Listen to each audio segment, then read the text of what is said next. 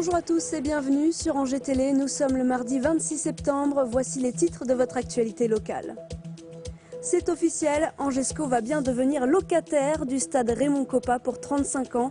De nouvelles relations s'instaurent entre la collectivité et le club. On vous explique tout dans un instant. 600 postes de chauffeurs seraient à pourvoir dans le Maine-et-Loire en 2017. Le secteur des transports a du mal à recruter.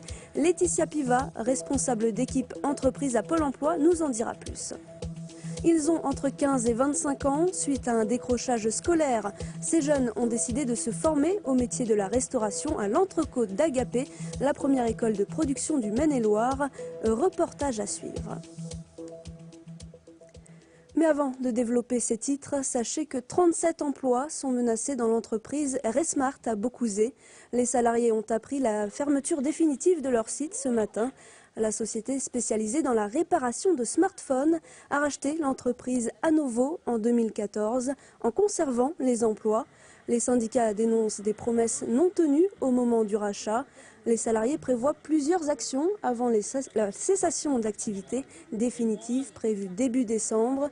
La direction n'a pas souhaité réagir à nos sollicitations. Je vous propose donc d'écouter le délégué syndical. Aujourd'hui, on va tout faire pour que nos acquis, puisqu'on puisse conserver nos emplois. C'est le but, c'est clair. Par les moyens qu'on a, donc aujourd'hui, on pense aller vers en Normandie, voir le patron, puisqu'on ne l'a pas vu depuis 2 ans, et essayer de faire pression pour qu'il vraiment nous garde nos emplois, quoi.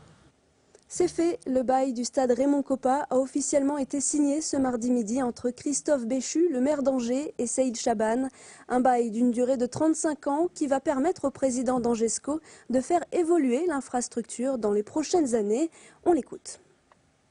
Je pense que c'est le point de départ du projet du SCO, qui sera à la fois la rénovation et puis de créer une dynamique économique autour du club et autour du stade. Maintenant, on en saura plus dans 6 mois, une fois que la livraison de la tribune sera faite. Voilà, une fois que la tribune sera faite, il y aura un point presse qui sera fait, où on présentera le projet du club sur les 3-4 ans à venir. De ce bail et des nouvelles relations entre Angesco et la collectivité, il en a également été longuement question ce lundi soir lors du conseil municipal de la ville d'Angers. Les explications de Fabrice Gadon et Thierry Lardeux. Un vote à l'unanimité. Ce lundi soir, tous les élus de la ville d'Angers ont en effet approuvé le partenariat futur qui se dessine entre la collectivité et le club du président Chaban. Celui-ci concerne en particulier le stade Raymond Kopa, propriété de la ville qui, une fois que la nouvelle tribune du Colombier sera livrée, fera donc l'objet d'un bail de location de 35 ans. Le club pourra alors le faire évoluer au gré de ses besoins en y investissant comme bon lui semble.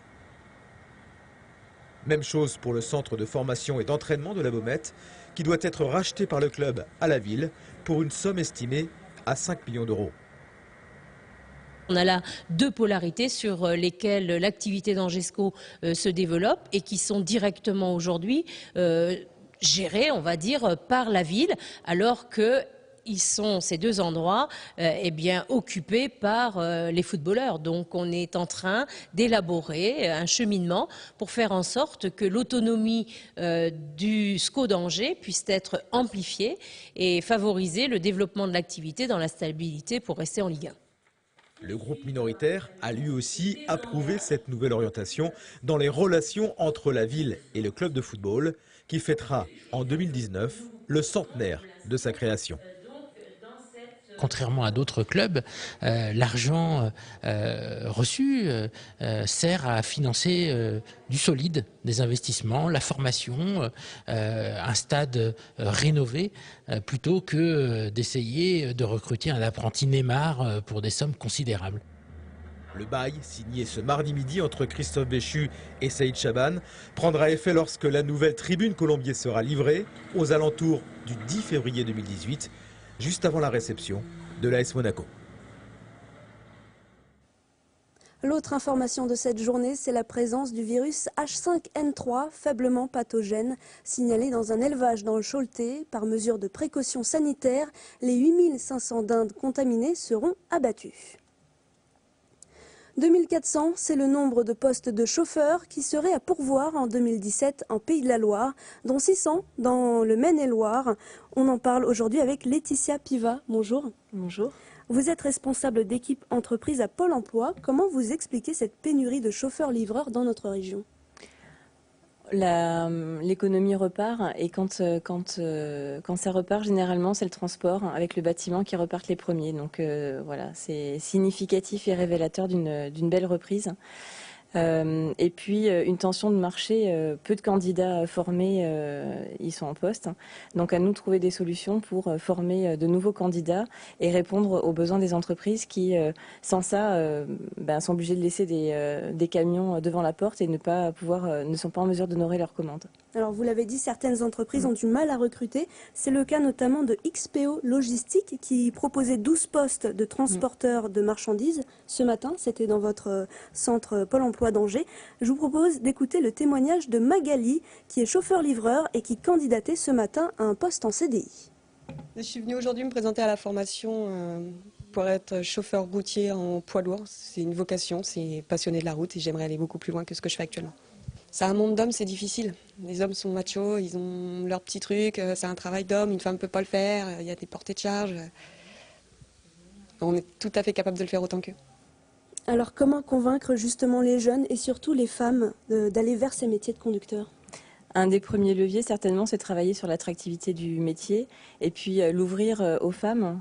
C'est un métier maintenant qui, loin des représentations des clichés, peut s'ouvrir tout à fait à cette partie du public.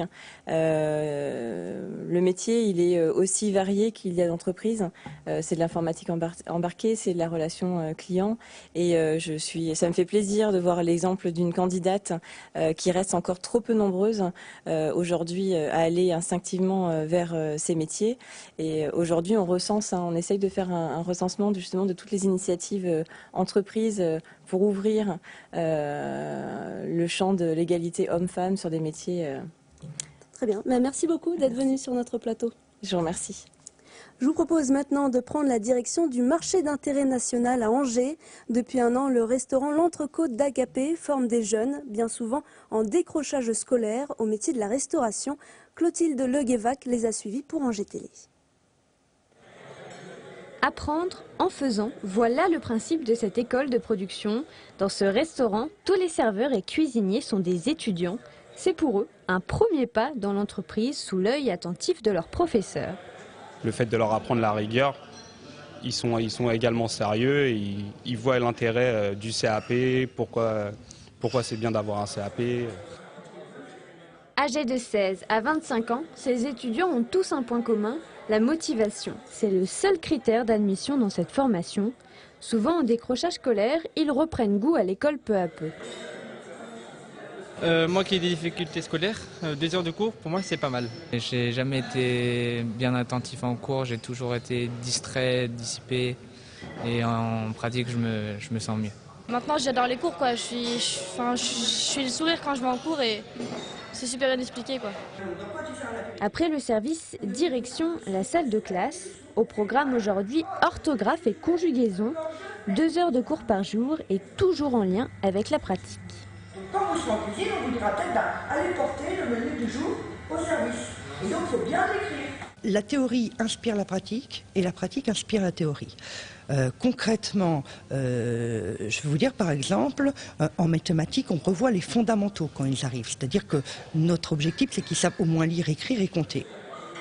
Le restaurant et l'école sont gérés par une même association. Les clients sont donc attendus le midi, car ici, les recettes servent à financer la formation des jeunes. C'est tout pour aujourd'hui. Merci de nous avoir suivis. À demain.